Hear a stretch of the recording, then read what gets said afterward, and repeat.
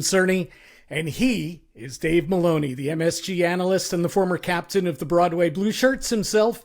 Dave, thanks for a few minutes joining us today to talk a little Rangers Hurricanes. Yeah, it should be fun, Jimmy. It's nice to chat. It's nice to be talking about the Rangers' continued success. It was a great regular season and an opening round playoff against a team that I think arguably people thought probably didn't deserve to be in, but they did get in and they put up a formidable battle. So I just think it's it's a good first step, and the journey gets more difficult, certainly with Carolina on the deck. Yeah, you talk about first steps, and I thought PK Subban nailed it the other day. And typically, I don't agree with most things PK Subban says on the air, but he said this was kind of like the warm up series for the Right. Rangers, you know, and that's exactly how I felt going into the series. And then as the series played out, and I know you're a former player, players view it differently probably, but just from the outside, I never once felt like, boy, the Rangers are in trouble in this game or No, this sequence, certainly no. not in the series. I just felt like at any time they could just pull away, and which is exactly what they did over and over. So I guess you're nodding your head there. You kind of Yeah. agree too, right? Well, I think going into this series, I found it hard to believe that Washington ultimately win 4 games. So whatever it was going to take, and I think in summation, when they were tied going into the third period in Game 4, I thought that they were going to win it. They'll win it in the third. The thing about this club all season long that's been wonderful. This is my 19th season doing this. And it was funny. I was talking to a couple of people this morning over at the practice, and I think this might be the one team that from the get go was built to know who they were, bought into how they had to play, and did it. And there was never ever a moment where there was a doubt on what they knew or who they knew they were, right? So it's almost like it was shift to shift, period to period, game to game. Very little time spent looking back, very little time spent looking ahead. And I think Peter Laviolette set that table. I had the opportunity to interview him for the network when he was introduced to the media. And talking before even the interview, he was suggesting that it starts today and we're going to build to be a program that has a chance to spring. And after watching them all year long and the way they operated. So to answer you, whether it was a first step or whatever, to me, it just was the way they played all season long, is that they don't get overly rattled. But now you get down to 8 teams and the competition gets a little more formidable. Yeah, and it's interesting. I'm gonna kind of circle back to what you were just talking about there about the Laviolette system and how it was, really right from the get go, right from day one. There was a plan in place.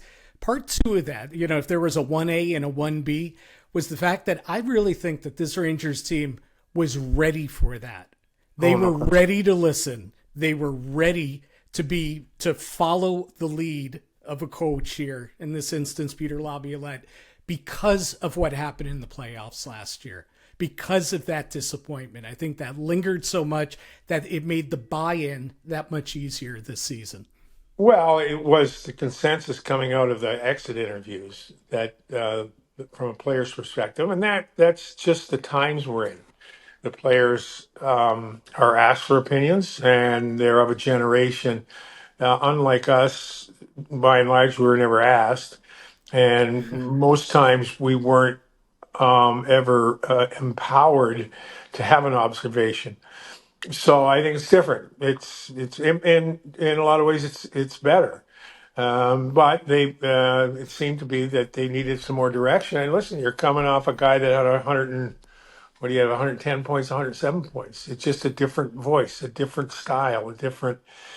And there are a couple of things I remember in the final third period against Ottawa, game 82, and also remember the opening game against Buffalo, where I remember thinking after the first 2 periods in Buffalo, oh my God, I wish this was the final game of the regular season. Because they went into that defensive formation in the middle of the ice.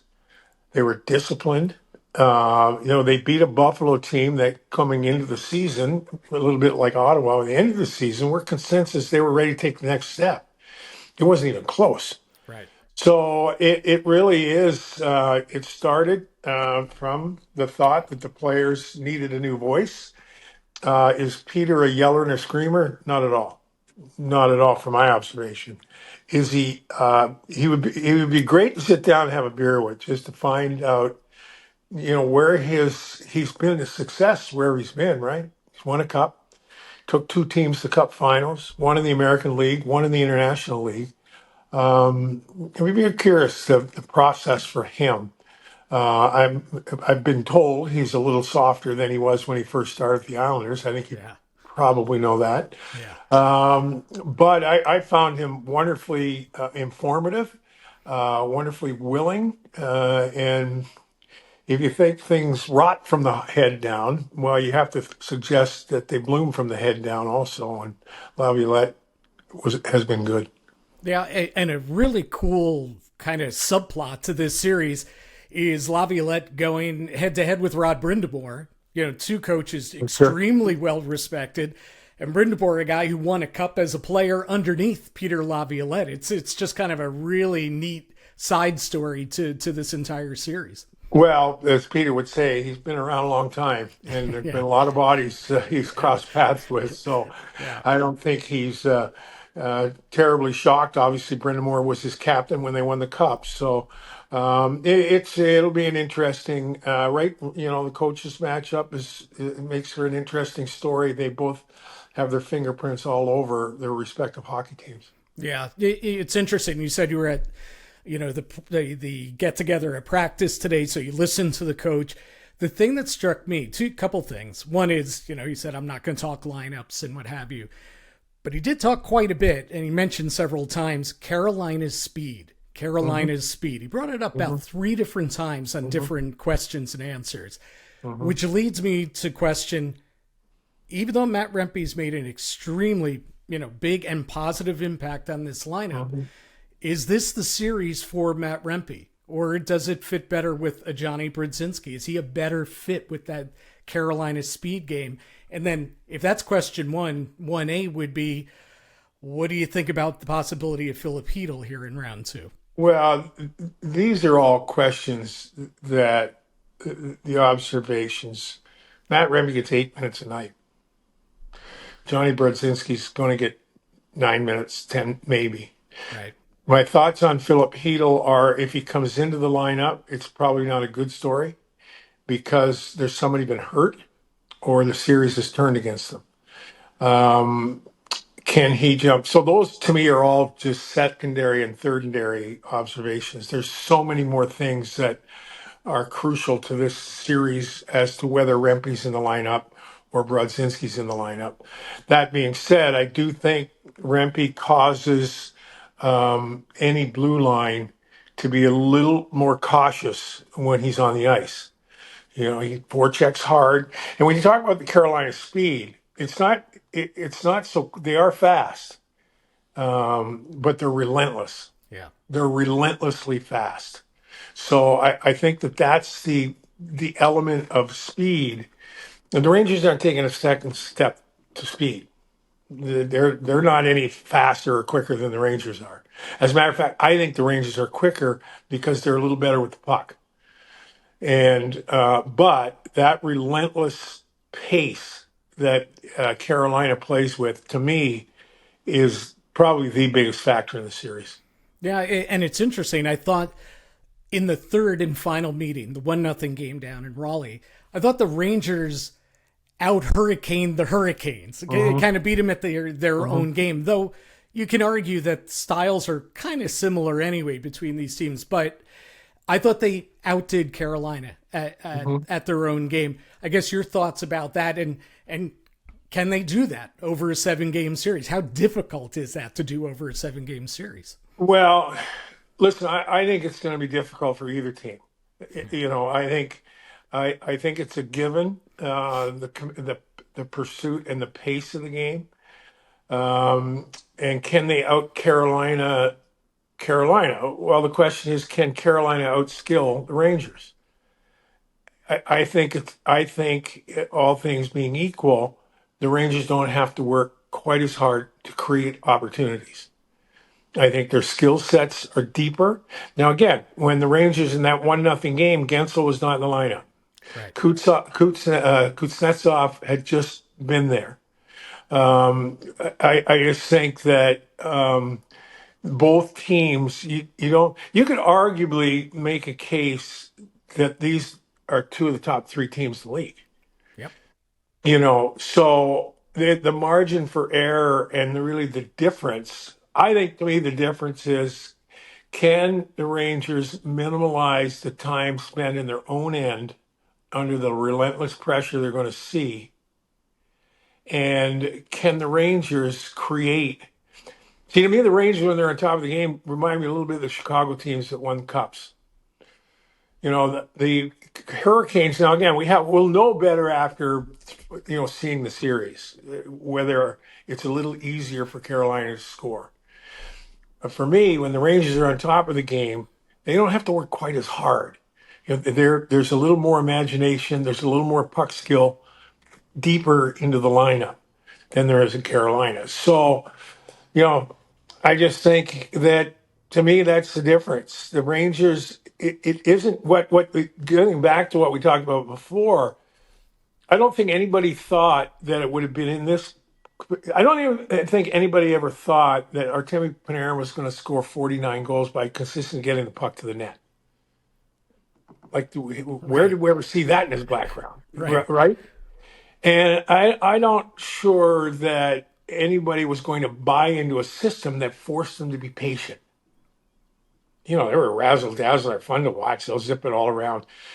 I just think that they're a different team that way. But is it in their DNA to defend under relentless pressure? To me, Which that's we'll find out. Yeah, and it's going to be a right. lot of pressure, as you said, on that Ranger defense core. That Mhm. Schneider Miller pair. They played very well down the stretch. Played very, very well against Washington. This is going up not just a level. This is going up multiple levels. What they're going to face. Interesting. Talking about defensemen, Carolina, Brett Pesce. Looks like the walking boot is off from what we heard from Don Waddell today. But he probably is not going to be ready to start the series, meaning that it'll be Tony DeAngelo, not Brett Pesce in that lineup.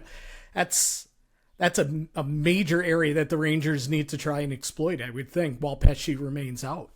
Yeah, yeah. I mean, it again. I mean, Tony's been good. He played. The Islanders didn't give him much breathing room.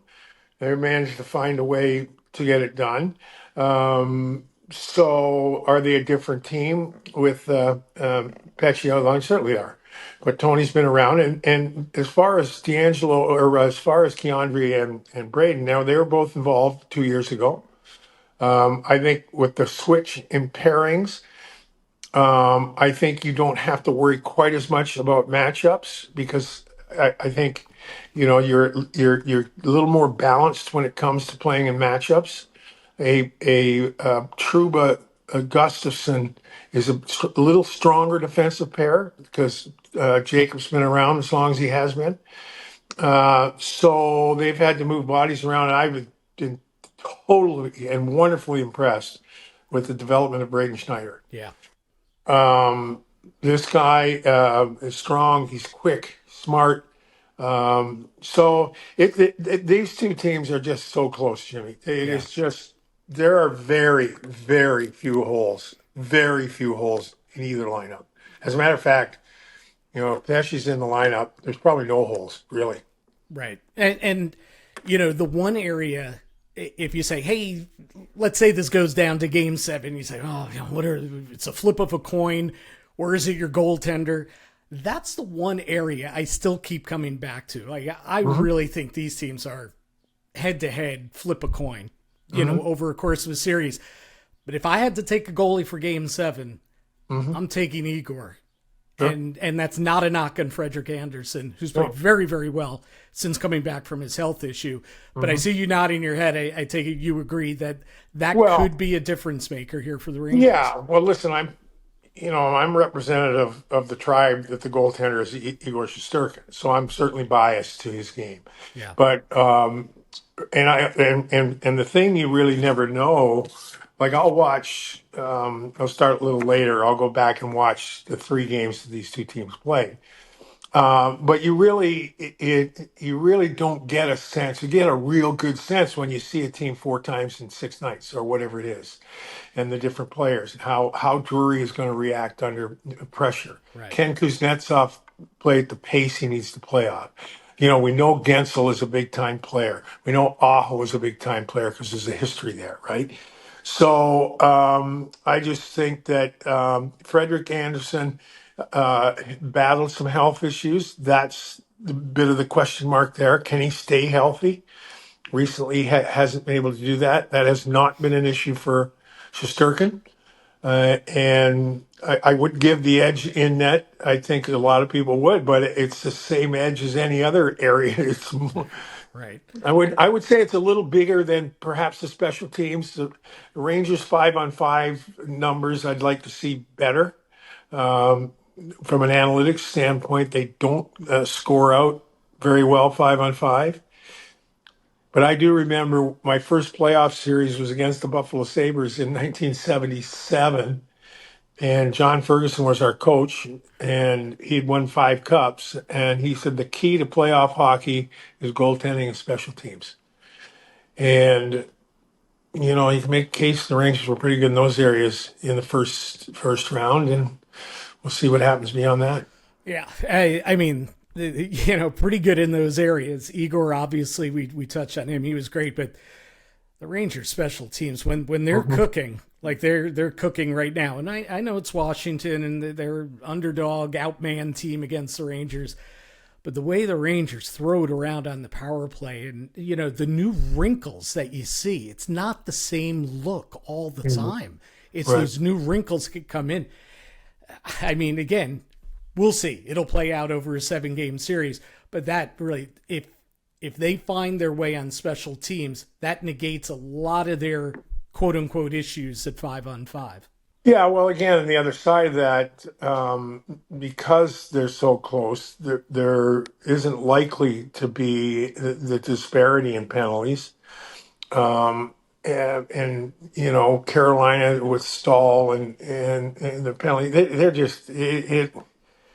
they're just too close to me to say decidedly what's going to be the deciding factor. Other than I Yeah. wouldn't disagree in a game 7. I like Shesterkin in goal Yep. at home, Right. right? Listen, breaks, injuries, Right. posts, things that you can't, it's the Stanley Cup playoffs, right? Well, that's 1979, if Ken Dryden doesn't get drilled, Bunny LaRock doesn't get drilled in the face mask during warm-ups of game 2, right? yeah. Well, that made for argument, but really, when you look at that Montreal team, they had 9 Hall of Famers on it, so Of course. they were pretty good, and we weren't. But it was a great run, and those are the things that can happen, right? Right. But I just think that it's now again. I do think Boston will win. I do think Vancouver will win. I do think Dallas is going to win.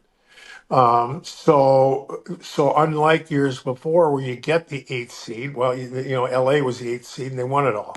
Right. So it's just that time of the year, and I think from a Ranger perspective, they have to, just concentrate on things they can control. Injuries you can't control. How the official calls the game you can't control. You can't control fate. Fate is what it is. But if you leave it out there, and that's why I often think that it's not so much when you lose, it's how did you lose? Were you beat? Or did you gift wrap situations for your opponent? Was their goaltender on a night where you get nothing by him? But you eliminate that and keep that down, give yourself a good chance, and you know what? That's why we play. Yep. And I have a feeling you're probably going to say, I'm going to pass on this, but I have to ask because you're here. You got a prediction in this one? Uh, well, it would be a biased a prediction, and I'm certainly very proud to be part of this franchise, a big part of the thing. It's close. It's too close to call for me. I like Igor Shesterkin in a game 7 at home, and I just don't see other than the things I pointed out going in without any games on the books. Can the Rangers withstand the relentless nature of Carolina's game, particularly on their own end? And can the Rangers' creative way of attacking the offense be the deciding factor? Beyond that, let's chat again after game 4 or 3 or 2 and say, oh boy, I missed the boat on this one, or what, we were close on that one. But if I was urging someone, I'd say, listen, tune in, because I think it's going to be a hell of a series. I know we'll have the games on the radio side. I think I'll be working with the great Sam Rosen and Kenny. And I know MSG Network will have pre and post game stuff. So if I had the answers, I probably wouldn't tell anybody. And B, tune in, folks. It's going to be great. I don't know. All these years, all these years I've known you, I thought you had all the answers. That's what you kept telling me. Yeah. I don't know. Yeah. Well, you were one of the few people that evidently ever listened. So no, it's all good. It's all good. It's a fun time of the year, and there have been great stories created. There are great stories yet to create, and I'm excited to get it going. Good stuff. Dave Maloney, of course, will be on the radio side with his analysis, as he said, with Sam Rosen and Kenny Albert on the call of the rest of the way for the New York Rangers. We'll see where it goes from here. Game 1 coming up. We don't know which day just yet, but we'll be tuning in, and we appreciate all your insight, Dave. Well, thanks, Jim. It's always a pleasure, and thanks for getting together.